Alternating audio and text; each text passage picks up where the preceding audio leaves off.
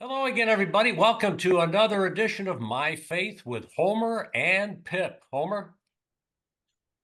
Usually I do Mother Teresa, but a while back I told you the greatest Christian song I've ever heard was The Goodness of God by C. Winans, and I've had people come up and agree with me.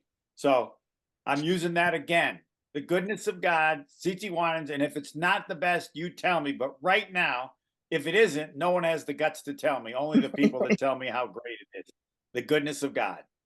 Amen. And since you and the Holy Spirit came up with My Faith with Homer and Pip, our producer Brent Young, Steve the Homer True, I am Tommy Pippins. We have met so many beautiful, humble souls who radiate the goodness of God. And I know Holly Ryan does because we've talked to her a little bit. I've read some of her emails, and she was referred by our mutual friend John Kerry. So Holly, thank you so much for joining us. And we're gonna give it right over to Homer so we can hear about your faith journey. Okay, well, thank you so much. I'm really honored. It's our The honor. best part about John Kerry is now we have other people telling us, like, hey, you need to talk to this person, which has made the whole concept even better. Holly, it's the same with everyone if you've watched any of them. I just want to know and am curious about how you wish to start my faith story. Up to you. Beginning, where and how do you want to begin? Take it away. Well, I think I really would start with my mom and dad. I was thinking about this very much and have certainly forever, but they really gave my brothers and I the right example throughout their lives. They were very poor people coming from very poor backgrounds, both of them. My mom basically was an only child. Her one brother was killed in the war. And then my dad was second youngest of 13, and both his parents died by the age of 5. And so they really connected with family and working together. And when mom and dad married, that really was their focus. They sent us to Catholic schools, all through college, everything. But it was also through their examples and their help in the community, their help at schools, that kind of thing. So I think it was just natural. But, and this is my huge but, at some point it becomes yours. I don't know what they taught you is the most important part of the faith, but at some point you have to decide, I'm buying this. What did you buy and when? Well, I think for sure by the time I was married, and we adopted 4 children, and we started seeing the blessings of that because we were obviously very sad that we weren't able to have our own biological children. But then our adopted children came into our lives, and I think that started me realizing there's so much more in this world and so much to be grateful for. And it really is through God's grace, and some of it's just being lucky too. Did you always go to church? I'm always fascinated to ask. You go to church when you're growing up. At some point, you're not living with your parents, and you got to decide. Well, we certainly went to church all the time, and I must admit, we didn't. Once we first got married, we didn't always go all the time, most of the time, but not all of the time. And certainly, we had our children, we started focusing on that and realizing that that is important. And so we did go then as a family. But yeah, there was a couple of years there where we weren't quite so, because it took about 5 years for us to get our first child. So we had some time alone. Back to your parents. What did they sell you? Why was this important? What were their positions or I always like to say at the top of the food chain? What was at the top for them about the importance or faith? Well, just that I think that it was just that there is a higher power and something more than us. And the more that we're given, the more we give back. My dad, particularly, which is amazing, being the second youngest in that large family, really had the faith. I mean, he read the Bible. He'd have us sit around and we'd read the Bible at night. Not real long, but just enough for us to start getting a flavor about our faith. And I don't know if people can relate to this at all, but whenever we traveled in the car, obviously my brothers and I would be in the back, and my grandma was in Milwaukee, and we were in Chicago, and we'd drive up. So it was a big drive. My dad would have us say the rosary. I think maybe some of it was so that we weren't fighting in the back, but, it was just a part of them, and it just became a part of my brothers and I. And did you do the rosary again? I always ask these things that they did, and then when you had an opportunity, did you do it? Or this doesn't sound to be mean. Maybe I was different as a kid. Did you buy it? All right, Dad. Okay, we're gonna do it. Versus this might be special. I didn't for a long time. You know, you sort of have that rebellion part where you're just like, okay, once you weren't with mom and dad all the time, you have to make your own decisions. And I didn't buy it right away, to be honest. So, but I certainly have embraced it and find it to be something that you can do at home and just be by yourself, and don't have to be in church or anything like that. So, it did work. It just took a little longer, I think, with me. You brought up your adopted children. Can you explain that in any more detail about the influence that you said on your faith? Well, obviously, I mean, we felt so blessed that we could adopt 4 children. At the time, I mean, this is, I think our oldest daughter, I got to think about, is 51 now. So it's quite a while ago. And at the time, we were only allowed to adopt 2 white children. I am white, and that's all we were allowed. But we wanted a larger family, and so and we went through Catholic Social Services, and they suggested, why don't we consider a biracial child? And of course, then they said, well, if you adopt one, you really should adopt two. So that's sort of how that evolved. So we did. Wait a minute.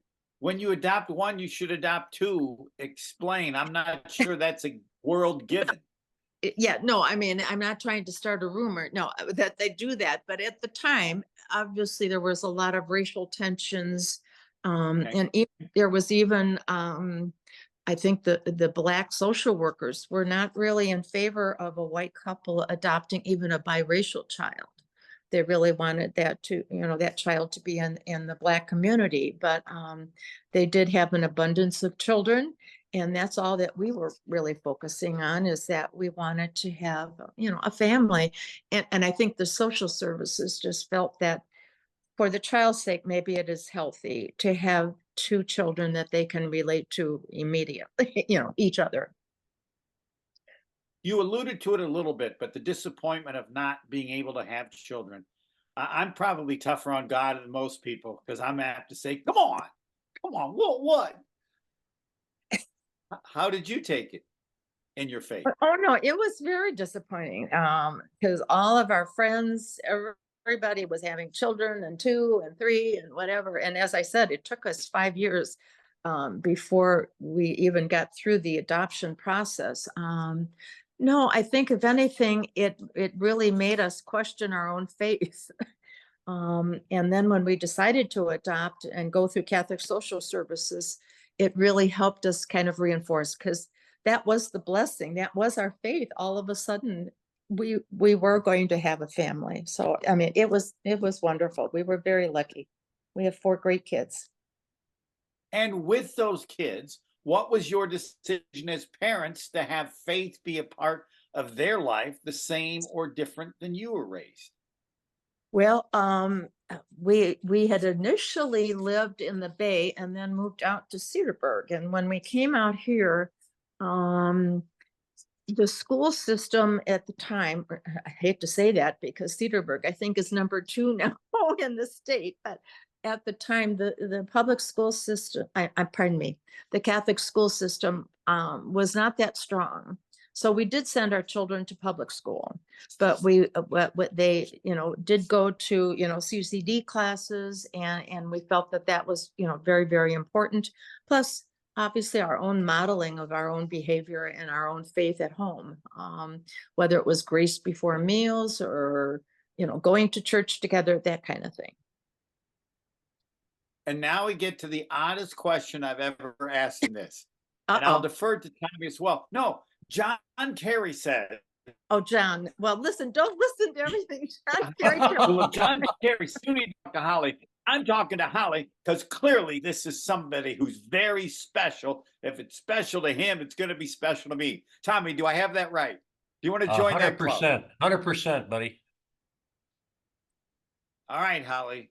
Well, John Kerry is just an amazing example of our faith, plus all of the wonderful, wonderful things he has done in our community. And he is just a terrific man, kind, and I'm so lucky to be working with him. And I think that's where he started getting this idea. Anyway, we had started working together on an urban initiative, and then that didn't quite work out the way we had hoped. And then this opportunity came for St. Paquita, and I was just thrilled to join him again. So that's where we're connected. Then I'm assuming, Holly, your My Faith story is rooted clearly back to your dad, or maybe your mom said it, that your job is to help others. Yes. Oh, absolutely. No, and they did.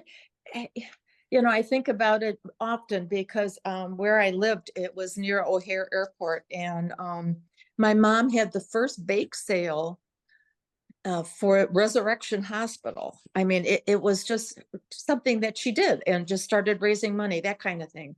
My dad had owned a beauty shop, and he would have the nuns come, once a month or every other month, something like that. He'd put paper on the windows so no one could see in, because they were still wearing all their habits, and they could come and have a perm or a shampoo and set, whatever it was that they would like as a treat for them. So I mean, it was just things like that all the time that were going on.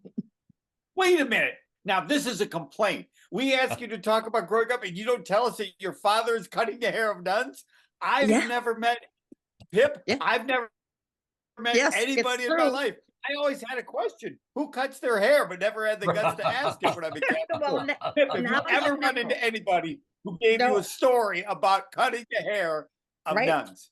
That's absolutely true. No, it was amazing. I mean, and of course, my brothers and I, we always wanted to sneak over to see, what the nuns really look like.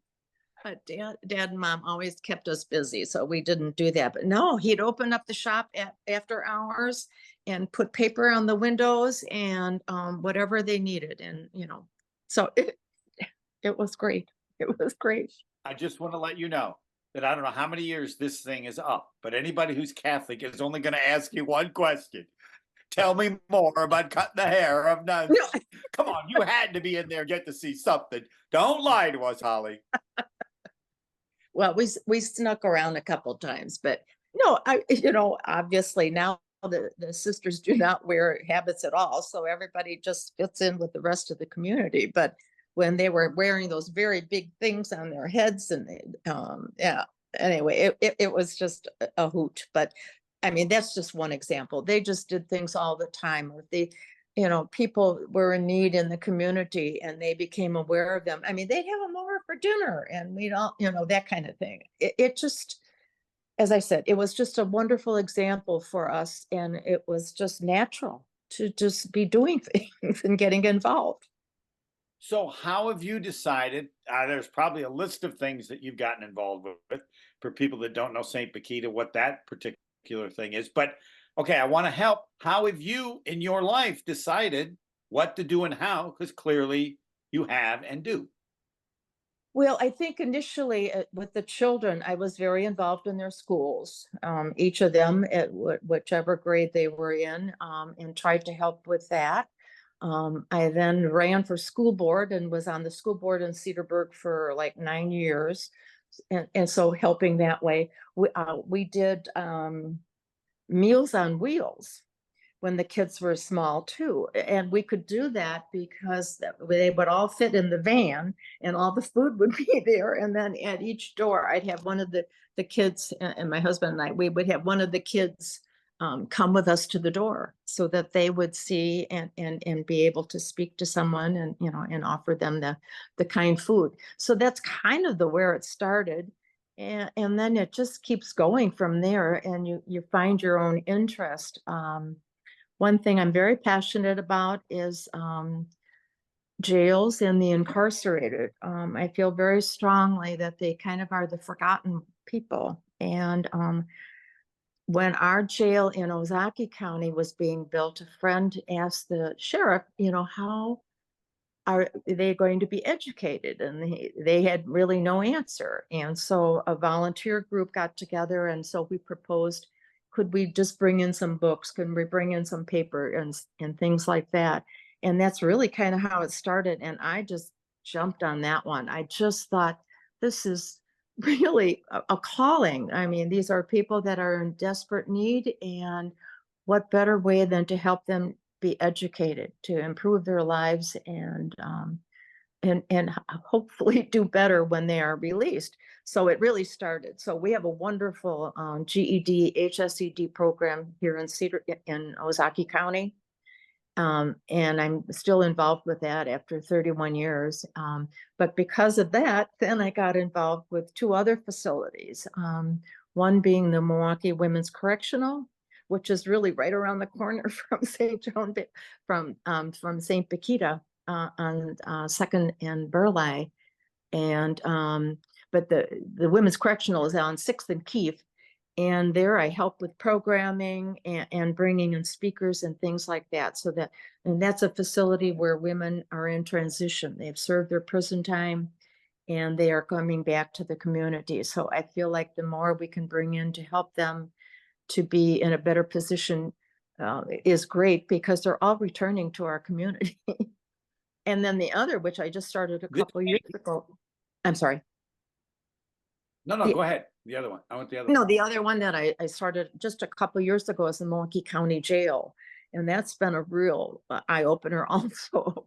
I mean, there's 1,000 people there generally at any time. And the need there is tremendous. I think other than ministry and then any kind of drug or alcohol support, there really is nothing else particularly going on there. So a group of women, basically, although we've had a couple men along the way, we started helping in the library, getting that going again, and having more and more, you know, recent books and everything, and then delivering them to each of the pods and talking with the inmates and trying to find out what they like to read, that kind of thing. But from that, I approached the jail and asked them if I could do some journaling with the men and women. And of course, that took a while for them to decide. But once they did, that's what I do now. I journal and we have wonderful conversations. Then I work with the women and with one group of men sit there. Anyway, that's Well, my jail we'll stories. get to Tommy. We'll get to Tommy because he's doing the exact same thing. But I want to know, back at the beginning, what touched you to think, this is what I want to do? This is what I need to do? Because there are so many groups, so many different things that clearly you could have chosen from, because we all know you were going to do something. What happened? I know you. I don't know if I can define it. I truly, I just, once I guess it was my awareness, because, you know, I guess lucky me, I was not associated or knew anyone that had gone to jail.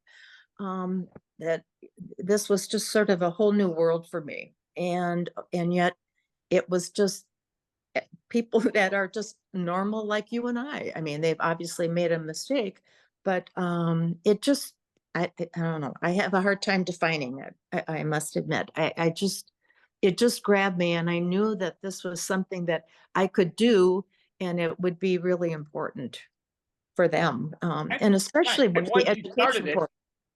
right? Once you started, you saw how great it was and how this is Absolutely. what needs to be done. Then it's easy, right? Right, then it's easy, right. No, but and working with each of these facilities, as you can imagine, I mean, nothing's the same in any facility. And working through the logistics and, the bureaucracy is always challenging. But that's one area I've never given up on because I've done that, as I said, for 31 years. I really love it. Now, Tommy, I'm going to shut up, which people say I don't do well because I think we have twins here, the two of you, in terms Uh-oh. of your recent interest and involvement as well. Yes, I will never live long enough to accomplish what Holly has over 3 decades, but there is involvement in the Waukesha County Jail and video visits and things of that nature. And we try to help people, Holly, as you would know, coming out. We're affiliated with St. Vincent de Paul and the store. And Oh, the wonderful. Yeah. stories, of course, are so humbling. As you know, many people say, I just need a battery for my car so that I can sleep at night in the winter. Um, but it seems as if you left your comfort zone early on. You know, your husband was an attorney, you're well-to-do, you live in the wonderful suburbs, and then you end up with two mixed children adopted. Homer and I can relate in terms of adopted children, all four. That is just a gift. Oh, And I know really? it's Oh, a great blessing, yes, in your oh, life. yes. But did you experience any prejudice at all? Did the kids go through that? And if so, how did faith play in on that for you and perhaps for them? Yeah. Well, yes, and maybe even a little bit still for our, we have one daughter that lives in South Carolina, so Mm. that's a very different area. But we, it was more subtle, I would say, what was the prejudice, because we had moved to Cedarburg, and it was sort of like everybody knew who we were, just because of our children. But obviously they didn't really know us. But no, to us they were just our children. I mean, it was just never a question of what they looked like or what they did. I remember one instance on our youngest son. They had been out riding the kids were riding their bikes, and my son had a backpack, and in that they had fireworks. And yeah, well, you know where this story's going. Anyway, they end up at one of the school playgrounds and are setting off fireworks. Now, they weren't hurting anyone, but they obviously that's against the rules. So we had a call obviously during the day, and the kids, they have to come to the police station. And so I go, and of course I called my husband saying, which he said, well, just find out what the story is. So I went, and of course it turned out I was the only one there. And I said, well, where are the other parents? And they said, well, no, they just identified, our son. And that's when I realized what was going on. So it was a little more subtle, their prejudice. So I said, no, every family should be here, and we're not talking till everybody's here. So Mm. anyway, so How you did know, your they're faith play into those challenges? well, just because you believe, I think in that our God is a good God, and that these children and people are people and need as much love and care as any of us do. And I have to also, with the person that's showing the prejudice, many times it's just what they've learned, Mm. and so you just try to work around it and just show that there can't be. I mean, we are a united country, a united citizenship, and we shouldn't be doing those kinds of things. Mhm. And then back to these amazing ministries. We've had Ann Haynes on, as you know, she's God's Yes. appointed one for St. One, Nikita and at-risk women there, and then the women you're working with in the jail. I mean, you went way, way away from the suburbs. It just seems as if you feel that calling, no, and I it do. takes a certain amount of courage, right? And yet, as we listen to you, Holly, joy. There's joy in your voice. It's absolutely amazing. As you say, you have gifts and you give them back, and I guess maybe you get more back sometimes than you give out, if that's possible, because I'm sure you give out a whole lot. Well, I that's very kind of you, but I really do. We always felt that way. I mean, we started out really with very little, we've had a good life, and I have a good life now, and I'm lucky. You know, some of it is really luck. I mean, you work hard, but things have to work out also for you. And I think that is our calling through our faith, is to give back and to help those that are in need. I do want to mention, excuse me, the Christ Child Society, only because I've been a member of that for 20 years. And of course, their whole mission is, you know, helping the children. And I do that through their Second Saturday program, which is located at the All Saints Parish at 25th and Capitol. And I remember one of the first times we were there, and some of the women were a little bit concerned and about the area. And the father at the time, I just can't remember his name right now, but we asked him, and he said, "Oh, don't worry, nobody's awake at that hour." So it Holly, was, it was, what have you most learned from many people that you've ministered to who have come up from obviously great, great challenges, in many cases started life behind the eight ball and it only got worse? well, just that. I mean, many people have very complicated lives, and you can see really why they are where they're at, because they really had almost no choice along the way. Things just kept happening, and then they made maybe a bad choice in a bad situation. And all you can do, to me, it is to help them realize where they're at, and how important it is to make a change, whether it's one thing and just one at a time, kind of a situation. But we are all just human beings, and you see that all the time. And I'm sure you do, Tom, when do your ministry. All they want is the same things I want, you know, to have a good life, to have healthy children, to have good grandchildren, you know, that kind of thing. And that's all they want too. They just, it didn't start out that way. And as I said, some of them, their lives are just so complicated. And then if you add the drug abuse or whatever along the way, it just does get to be overwhelming. Holly, you were relatively young. I think John mentioned when your husband passed. Oh, yeah. I was going to say, not now. Well, oh no.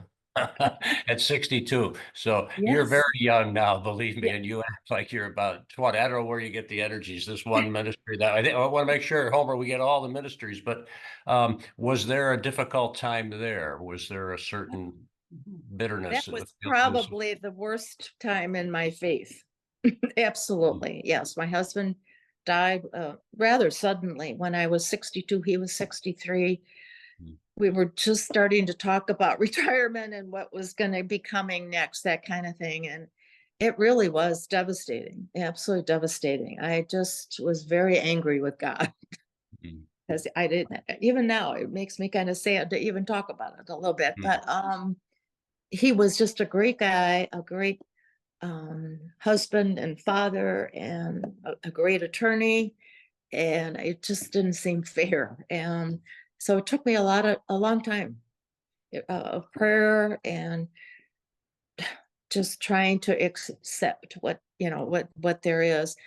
And then I think it really was my volunteerism that really kind of helped me get through it, because it kind of made me push myself to to go out. I didn't really even want to go out. I mean, it really overwhelmed me. We were just shy of our 40th anniversary, and it just, it was, that was probably my biggest challenge. How big have the boys been for you in terms of their love and support in helping you heal? Just my boys. I have two and two. Yes. Okay. All Okay. four. Yeah. Up to four, two and two, right? Well, the boys have been really the best, because they were both single at the time when my husband died. Both our girls were married and had children. I mean, and certainly supportive. I don't mean it that way, Oh, but forgive me. So you have four adopted children, but two boys, two girls. Is that correct, right? Okay. correct, I'm sorry. Yeah, right. please No, continue. that's fine. But having said that, the boys actually were very, very important to me, especially my husband and I had been planning a trip to Australia and New Zealand, and he had never even considered taking any amount of time off. I mean, he was always just the long weekend, that kind of thing, because of work.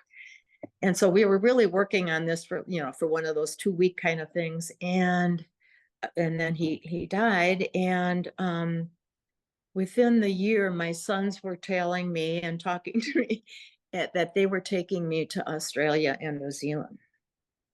And that really just, although it was really kind of a difficult trip in many ways for all of us, but it really helped me to kind of get over that loss initially, and just to appreciate their love and seeing what I needed to do. So yeah, especially, and I don't want to degrade my girls. They're great. Right. Yeah, you're right. That you're a team. I gotta The be careful. Ryan family is a team. Yeah, Um, they were. but I obviously that your faith tells you you'll see this great man, your soulmate in heaven again. So that sustains you. But what caught me is so many of us in life get down and out, get bitter, get angry, hide in a corner. But you said, and maybe that's the message for those of us struggling in that regard as they listen to you, is to reach out, to get out of yourself and to give what you have to others. Is that in the ballpark, Holly? Yeah. No, I think that's really perfect. You don't think of it at the time because you can't, because you're angry, you're sad, you're really kind of lost. And I really was lost about a lot of the house stuff because Pat took care of everything, and it was all a learning curve in that way too. But no, I think that would be great advice. I really do. Even if it's just one small thing where you force yourself once a week to get out, and I'm going to do this week, and because it really brings you such joy, and you meet wonderful people, and of course you're helping a wonderful cause. But I have met so many wonderful people in and out of jail that are just a blessing, truly. So, I mean, I think that was a great thing that you suggested. Humble Holly Ryan, but remarkable Holly Ryan is Not our humble, guest on Holly. My Faith with Homer and Pip. It is true. Homer and the Holy Spirit had this endeavor, which we hope and pray will help all of you too. And through the cross, our producer is Brent Young. I'm Tommy Pippins. I know Homer has a little bit more here. He's been waiting patiently. So go, buddy. Okay, thank you. No, I'm just wondering, 31 years. I know why John, because like after 20, I've enjoyed it. It's time to move on. After 25, I gather you're more like, what? I'm just getting started. Watch my smoke. But 31, what's that dynamic of, all right, I've done it. Other people can take over. You don't or haven't gotten to that point after 31 years. It is funny you say that, truly, because I'm an old retired nurse, and I changed work every year because I was bored. And my husband would say, Holly, you're never going to get a gold watch. It was sort of our joke, but I always needed that challenge, something else or whatever. But with the jail, with that situation, it just is challenging. And because of that, it's brought me to another jail, and then brought me to another jail, or another opportunity. I'd never journaled with anybody before, and here I was, and that has just brought me such joy, and the women such comfort, to be able to write their thoughts and then share them. No, I'd love to get into another jail. All right, this is going to be a hard one. I know. Okay. What are you most proud of? You.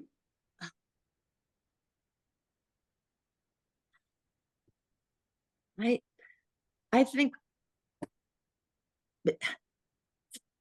I would say really our children. They're four amazing human beings. They all have different paths they've taken, and they've just been great support, just great support and love. We were very lucky there too. They're healthy. They do wonderful things. They help in their own communities, and I think it's great. I know my husband would be too. That it would be our children. And of the people that you've met, maybe in prison, the different journals, you run across somebody who seems to have a developing faith. They see it, but they want to know from you. So you only get 60 seconds. You get 60 seconds because they've got to run, you've got to run, as to what you want to get across to them to help either strengthen their faith or what you think is most important when somebody, because I know it's happened, because that's a huge part of people that survive or do the best in a prison situation. 60 seconds. That's it, Holly. Take it away. Well, I'll do my best. No, I think if anything, they start realizing that there is something other than themselves, because many times they've just been in terrible situations, and to realize that truly there is a higher power, something that can be done, I think is really helps them an awful lot. I encourage them a lot to make change, but to do it just baby steps, one thing at a time. And whether they do a lot of reading of the Bible in prison or jail, and many times that's what we end up talking about too. But I guess that's the best way I can say it. I just think that it has just been a wonderful opportunity for me, and I hopefully they learn from me also, and in my own modeling of my faith, and when we talk about things, and not being a negative person. I'm just not. And lastly, you've mentioned your parents, so you can use them if you wish. But people in your life that have influenced you in some way to be who you've become 31 years. Wow. Well, I have a wonderful group of friends that are very faith-based, and I think that certainly is a wonderful influence. But it really, I guess, and certainly my husband and I did things together, which was really kind of fun also. But I guess it really just really goes back to my upbringing, and what was important to my mom and dad have become important to me also. Well, and that they continue that. And it was a real effort for them to send all of us to Catholic schools and um, Catholic colleges, which is amazing in this day and age to even think about that. It's so expensive. But I guess I'd have to give my parents, my husband, and some very dear friends that have been friends forever. Well, I wish your dad was around and we can ask him, what do you say about Holly 31 years? She must have been listening or watching or both. No, no, he was a great guy. No, he was. He had a great personality. My mom was a little more reserved, so I probably take after him a little bit, but a little bit more. But no, I was blessed in the family that I came from. Tommy, you can I bet you close there's some however you great, wish. yeah, exactly. There's some great conversations going on in heaven between your wonderful husband and your amazing dad. I think Homer's going to want to interview him in some Yeah. fashion. We get to I heaven wish talking you could. about I wish you nuns and could. cutting hair and No, no, no, and, it was. Well, and I mean, interesting with that too, because my dad had to quit school in sixth grade. So he really, because of the family situation, and it was my mom's aunt who had a hair business, because my dad really had no education, and he just sort of got into it sort of as a barber, and then just really kind of enjoyed it, and was able to develop that. But yeah, that was kind of an interesting story too. But anyway, no, they live on through you. Finally, from my end here, uh, people listen to you, they're inspired by you. Maybe they want to get involved in your ministry in some fashion. What would you suggest they do, Holly, if that's appropriate? well, no, of course. I mean, I don't know if you're able to give out my email address or something like that. I mean, I mean, the Christ Child Society does wonderful things with their focus on, helping children. St. Paquita with the women that have been, sex trafficked. The Holly, jails. you can give out anything. You can give Yes. out your phone number. You can give out your email. You give out your address. You can do whatever you want. That's Well, right. She's Holly I Ryan. yeah, no, I don't know what you would like me to do. Should I Your do it? email address, you can say it. I think Brent would be good enough to put it up when he posts our Okay. edition here, but if you It, don't it mind is my saying name. it. It's my name. So it's Holly Ann with an E Ryan. Holly Ann Ryan at Gmail. Very good. I Very have an good. easy name too, so that helps. Hey, is there anything we might have left out? I can't think of anything, but you never know. Anything you want to share as we close out here with our great gratitude, Holly? Well, no, you're very kind. My faith has just taken me in a lot of different directions, and whether it was helping in schools or with children, with the incarcerated, it really has just taken me, and it has been a real joy for me, plus a great learning opportunity. I've just, as I think I mentioned, I've really met so many wonderful people with kind hearts, and that brings me joy. Hmm. I don't know if we can go anywhere beyond that. Do you think, Homer? Are we done? No, no, no. Everybody's going to see it for years ago. Hey, go to that. You could be like Holly. Come on. If Holly Yeah. can do I it, you don't know can about do it. that. She has set a new standard that everybody can use wherever they are. Well, Yeah. you're Used to be very, very like kind. Mike with Michael Jordan. Now it's be like Holly. Holly, you've been so kind and so wonderful. I keep saying to myself, thank God that Homer and the Holy Spirit got together on this endeavor because we meet some of the greatest people in the history of the Well, I'm world, sure you do. including you, Well, including well, you. Thank you. okay. God bless you. I hope we are able to stay connected in some Okay. fashion. And thanks Well, again thank for you, the and thank you for opportunity. your support of St. Paquita. Yeah. Well, Thanks. if we're doing something with you, it must be good. That's for sure. Thanks, I Holly. appreciate God it. bless Thank you you and so your much. Have a family, good day. and we'll see you Bye-bye. next time. Okay, soon. I Bye. hope. Bye-bye now. Bye. God bless you, everybody. For the Homer, Brent, I'm Tommy. See you again on My Faith with Homer and Pip.